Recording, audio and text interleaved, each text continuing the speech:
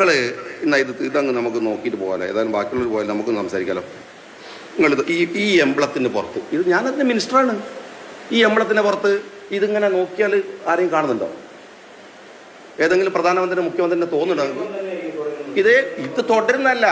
1,60,60,000 നിങ്ങൾ കൈരളിയുടെ സർക്കാർ കൊടുത്തു കഴിഞ്ഞ തവണ. ഉണ്ട്, ഉറപ്പുണ്ട്. ആർക്ക് നിങ്ങൾക്ക് അറിയാം, നിങ്ങൾ പറഞ്ഞില്ലെങ്കിൽ നാട്ടുകാർക്ക് അറിയാമല്ലോ. സർക്കാർ കഴിഞ്ഞ 10 കൊല്ലത്തെ സർക്കാർ സ്പോൺസർമാരാണ് കൈരളി. നിങ്ങൾ സർക്കാരിൻ്റെ ചെലവിൽ ജീവിക്കുന്ന ഞങ്ങൾ ആരോപണം ഉന്നയിക്കുന്നു. നിങ്ങൾ പറഞ്ഞോളി, എന്താ പ്രശ്നം? ഇടതുപക്ഷ സർക്കാരിൻ്റെ CPM-ന്റെ ഔദ്യോഗിക ചാനലാണ് കൈരളി. ഞങ്ങൾ കാണുന്ന അങ്ങനെ തന്നെയാണ്. വേറെ ആര് ചോദിക്കുന്ന പോലെ അല്ല ഞാൻ പറയണത്.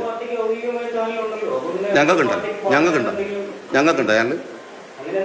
ഏതെയുണ്ടോ ചോദിക്കാം. ഞങ്ങളുണ്ടോ? ഞങ്ങൾക്ക് ഏതെയുണ്ടോ? ഉണ്ടെങ്കിൽ പറഞ്ഞു. ഏതെങ്കിലും ചാനൽ നമ്മളത് ഉണ്ടോ? വടി ഇല്ലല്ല. അപ്പോൾ ഞങ്ങൾ ഇല്ലാത്ത കൈരളിയല്ല. പാർട്ടിയൊക്കെ നല്ലത്, എല്ലാവർക്കും പറയും. എനിക്ക് കൃത്യമായ രാഷ്ട്രീയമുണ്ട്. പക്ഷെ നുണ പറയരുത്. നുണ. ഞാൻ പ്രധാനമന്ത്രിയുടെ ഫോട്ടോ വെക്കുന്ന എംബ്ലം എന്ന് പറഞ്ഞിട്ടില്ല മിസ്റ്റർ. പറയാതെ നിങ്ങൾ തന്നെ കൊടുക്കുക. പിന്നെ നിങ്ങൾക്ക് കൊടുക്കുക, കൈരളിക്ക് പിന്നെ കൊടുക്കുക. അതുകൊണ്ട് ഞാൻ കൊടുത്തു. ആ വീട്ടിൽ നിന്ന് കാണിച്ചു ഒന്ന് അപ്ലൈ ചെയ്യും പ്ലീസ്. ഇപ്പം തന്നെ അപ്ലൈ ചെയ്യും. ഷാജിദിൽ മോഡിയുടെ പടമുണ്ടെന്ന് പറഞ്ഞുകൊണ്ട് ഈ പദ്ധതിയിൽ നിന്ന് പിന്മാറുന്നു. യഥാർത്ഥത്തിൽ പണമില്ലാത്തതുകൊണ്ട് പിന്മാറി. അതാണ് വസ്തുത. ഒന്ന് വീഡിയോ ഒന്ന് പ്ലീസ്. അതെ അതിനകത്ത് പറയും. അതിന് പ്രധാനമന്ത്രി ഇതുണ്ടോ? ഞാനാ കണ്ട വീഡിയോ. അത് ഇദ്ദേഹം ചോദിച്ചു. റിപ്പോർട്ടറിൻ്റെ ചാനലിൽ പിന്നെ ലേഖകനോട് ചോദിച്ചു ഇതേ ചോദ്യം. അതിനെ ഉത്തരം പറഞ്ഞു. പ്രധാനമന്ത്രി സുഹൃത്ത് ഞങ്ങളോടല്ല പറയണത്. എനിക്ക് ഇല്ല, ഞാൻ അങ്ങനെ ഒരു വാക്ക് പ്രയോഗിച്ചിട്ടില്ല. ആ വാക്ക് ഞാൻ പ്രയോഗിക്കുകയില്ല. കാരണം എന്താണെന്ന് വെച്ചാൽ നിങ്ങൾക്കുള്ളതുപോലെ തന്നെ അത്തരം ഒരു രാഷ്ട്രീയ സമീപനം എനിക്കുണ്ട്. വ്യത്യസ്തമായിരിക്കാം. നിങ്ങൾ പറയുന്നത് ഞാൻ തന്നെ വ്യത്യാസം ഉണ്ടാവും. പക്ഷേ എനിക്ക് ആ രാഷ്ട്രീയ സമീപനമുണ്ട്. അതെല്ലായിടത്തോളം ഞാൻ പ്രധാനമന്ത്രിയുടെ ഫോട്ടോ വെക്കുന്ന പ്രശ്നമല്ല. ഒരു മനുഷ്യൻ്റെ ആത്മാഭിമാനത്തെ ഇല്ലാതാക്കുക. അങ്ങനെയാണ് EMS പദ്ധതിൻ്റെ പേര്. എൻ്റെ അഭിപ്രായം EMS ഭവന പദ്ധതി എന്ന് പറഞ്ഞിട്ട് ഒരു മനുഷ്യൻ അതിൻ്റെ EMSൻ്റെ പേരിൽ EMS ഒരു രാഷ്ട്രീയ നേതാവാണ്. അദ്ദേഹത്തിൻ്റെ പേരിൽ ഈ നാട്ടിൽ അർഹതപ്പെട്ട ഒരാൾ വീട് വാങ്ങുമ്പോൾ അയാൾ ജീവിതകാലം മുഴുവൻ EMSൻ്റെ പേരും വെച്ച് ആ വീട്ടിൽ കിടന്നുറങ്ങണം എന്ന് പറയുന്നത് മോശമാണെന്നുള്ള അഭിപ്രായക്കാരനാണ് ഞാൻ. അതുപോലെ തന്നെയാണ് അതേസമയത്ത് മുൻ മുഖ്യമന്ത്രി പറഞ്ഞാൽ കൊടുക്കാം, പ്രധാനമന്ത്രി എന്ന് പറഞ്ഞാൽ കൊടുക്കാം. പക്ഷേ പ്രധാനമന്ത്രിയുടെയോ മുഖ്യമന്ത്രി ബഹുമാനപ്പെട്ട VD സതീശൻ്റെയോ അതല്ലെങ്കിൽ ബഹുമാനപ്പെട്ട പ്രതിപക്ഷ നേതാവ് പിണറായി വിജയൻ്റെയോ ഫോട്ടോ വെച്ചിട്ടല്ല ഒരു വീടും കൊടുക്കേണ്ടതെന്നുള്ളതാണ് ഞാൻ നിൽക്കുന്നത്. അതിൽ പിന്നെ മുഖ്യമന്ത്രി പറഞ്ഞ അഭിപ്രായത്തോട് ഞാൻ പഴയ മുഖ്യമന്ത്രി പറഞ്ഞ ഇപ്പോഴത്തെ പ്രതിപക്ഷ നേതാവ് പറഞ്ഞ അഭിപ്രായത്തോട് യോജിക്കുന്നു. പക്ഷേ ഒറ്റ കാര്യമുള്ളൂ, അദ്ദേഹം അത് പറഞ്ഞത് അടിസ്ഥാനരഹിതമാണ്.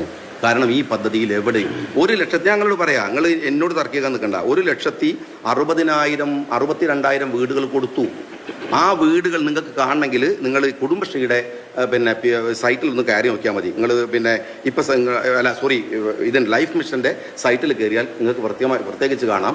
അർബൻ ഏരിയകളിൽ ഇത്ര കൊടുത്തു, പിന്നെ 36,000 പിന്നെ 1,28,000 അർബൻ ഏരിയയിലും റൂറൽ ഏരിയയിലും 36,000 വീടും കൊടുത്തു എന്ന് സൈറ്റിലുണ്ട്. ഞാൻ പറയുന്നതല്ല, ആ സൈറ്റ് മെയിൻറ്റെയിൻ ചെയ്ത് കഴിഞ്ഞ സർക്കാരാണ്. ആ വീടുകളിൽ നിങ്ങൾ പോയി നോക്കിയിട്ട് എവിടെയെങ്കിലും പ്രധാനമന്ത്രിൻ്റെ ഫോട്ടോ കാണിച്ചു തരും. നിങ്ങൾ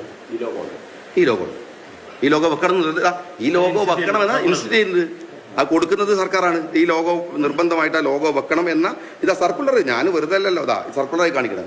ഈ സർക്കുലറിൽ പറയുന്നത് നിർബന്ധമായി ലോഗോ വെക്കണം എന്നാണ്. പിന്നെ എൻ്റെ പേരിൽ ഉള്ളത് പറയാന്ന് പൊതുവേ നമ്മൾ പിന്നെ ഞാൻ നാളെ പറഞ്ഞു നിങ്ങൾക്ക് പിന്നെ മദ്യത്തിൻ്റെ വീര്യം കുറഞ്ഞല്ല പ്രശ്നം, എൻ്റെ വീര്യം കുറഞ്ഞു പോയതാണ്. അല്ലാതെ അതല്ല. പക്ഷേ എന്തിനാ വെറുതെ പറയണത്? നോണ പറയണത് എന്തിനാണ് ആവശ്യമില്ലാതെ? നമ്മൾ ഉത്തരവാദപ്പെട്ട സ്ഥാനത്തിരുന്ന് പറയും. അതിന് വെറുതെ ഈ കഥകൾ ഇങ്ങനെ പിന്നെന്താ ചെരുപ്പിൻ്റെ വാറ കഴിക്കുമ്പോഴെന്നുള്ള ലോകം സഞ്ചരിക്കും എന്ന് പറഞ്ഞ മാതിരിയാണ്. എന്തിനാ അത് പറയുന്നത്? അത്രയുള്ളൂ. മന്ത്രിയായതുകൊണ്ട് വീര്യം ഒന്ന് കുറച്ചതാണോ പൊതുവിൽ? അല്ല, മന്ത്രിയാകുമ്പോൾ നമുക്ക് ഉത്തരവാദിത്തങ്ങൾ കൂടും. നമുക്ക് നോക്കാനുള്ള ഒരു പ്രതിപക്ഷവും ഭരണപക്ഷവും ഞാൻ പലവണ പറഞ്ഞു രണ്ട് തരത്തിൽ തന്നെയാണ് കൈകാര്യം ചെയ്യേണ്ടത്. അത് ജനാധിപത്യത്തിൻ്റെ ഒരു സൗന്ദര്യമാണ്. ഒരാൾ പിന്നെ ഭരണത്തിലെത്തുമ്പോൾ നമ്മുടെ മുമ്പിൽ വരുന്ന ഇഷ്യൂസുകൾ നമ്മൾ എങ്ങനെ പരിഹരിക്കാൻ പറ്റും നോക്കുന്നല്ലാതെ അപ്പോഴും നമ്മൾ വർത്തമാനം പറഞ്ഞ് നടക്കലല്ല നമ്മളുടെ പണി. ഞാൻ LSD വകുപ്പ് നിങ്ങൾക്ക് അറിയാം, കേന്ദ്രത്തിൽ തന്നെ 3 മന്ത്രിമാരാണ് ചെയ്യുന്നത്. നമുക്ക് അത്രയ്ക്ക് ലോഡാണ്. ഇപ്പം നാളെ പിന്നെ ഡൽഹിയിൽ പോയാൽ 3 ദിവസം കഴിഞ്ഞാൽ പിന്നെയും പോകണം. അവിടെ 3 മന്ത്രിമാരുണ്ട്. ഇവിടെ നമുക്കൊരു മന്ത്രിയാണുള്ളത്. നമുക്ക് ഒരുപാട് അങ്ങനെ പറയണത് വെച്ചാൽ സാധാരണക്കാരനെ തൊടുന്നൊരു വകുപ്പാണ്. അതിൻ്റെതായ ബുദ്ധിമുട്ടുകളുണ്ട്. അത് ഏൽപ്പിച്ചാൽ നമുക്കത് ചെയ്യുന്നു. അല്ലാതെ അതൊരു ഒളിച്ചോട്ടോ നിലപാടുകളിൽ നിന്ന് ഒഴിഞ്ഞു മാറി പോകലോ എന്നല്ല. അല്ല, കൂടുതൽ ഉത്തരവാദിത്വം നമ്മൾ കാണിക്കേണ്ട ഉത്തരവാദിത്വം നമ്മൾ ഏൽപ്പിച്ചു എന്നുള്ള സത്യപ്രതിജ്ഞ ചെയ്തിട്ടല്ല നമ്മൾ ഉത്തരവാദിത്വം ഏൽക്കുന്നത്. ആ റെസ്പോൺസിബിലിറ്റി നിർവഹിക്കാൻ ശ്രമിക്കുന്നു. എത്രത്തോളം കഴിയുന്നുള്ളതൊക്കെ നാളെ പറയേണ്ടതാണ്. ശ്രമിക്കുന്നു.